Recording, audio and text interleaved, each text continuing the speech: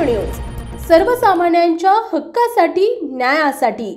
लोणंद नगरपंचायत प्रशासनाकडून स्वच्छ सर्वेक्षण 2024 आणि माझी वसुंधरा 4.0 अंतर्गत मुख्याधिकारी दत्तात्रय गायकवाड यांच्या मार्गदर्शनानुसार आठवडे बाजार आणि बाजारपेठेत प्लास्टिक बंदीचे उल्लंघन करणाऱ्यांवर प्लास्टिक जप्तीची आणि दंडाची कारवाई करत 25,000 दंड वसूल केला तर 35 किलो प्लास्टिक जप्त केले।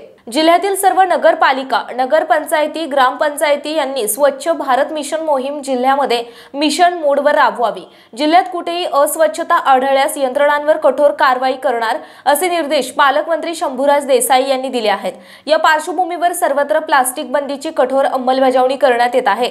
तसेच स्वच्छ सर्वेक्षण अंतर्गत कायमस्वरूपी फरक दिसेल यासाठी काटेकोर उपाययोजना करण्यात येत आहेत। आज लोणंद नगरपंचायतीकडून करण्यात आलेल्या कारवाईत Agrawal sweets, Mamata sweet smart, Aditya enterprises, Kurla tobacco आणि अरुण ट्रेडिंग कंपनी यांना प्रत्येकी 5,000 रुपये दंड करण्यात आला आहे।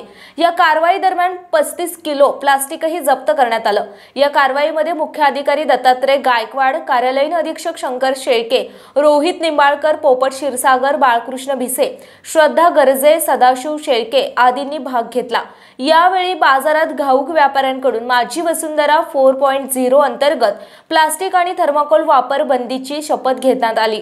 शहराची स्वच्छता ठेवण्याचे काम हे शासनाबरोबर नागरिकांचे देखील असून शासनाच्या नियमाप्रमाणे सर्व व्यापारी लोकांनी आणि नागरिकांनी प्लास्टिक आणि थर्माकोलचा वापर न करता पर्यायी कापडी पिशव्या वापराव्यात आणि स्वच्छ सर्वेक्षण 2024 आणि माझी वसुंधरा 4.0 अंतर्गत सहकार्य करावे असे आवाहन मुख्याधिकारी दत्तात्रय गायकवाड यांनी केले आहे।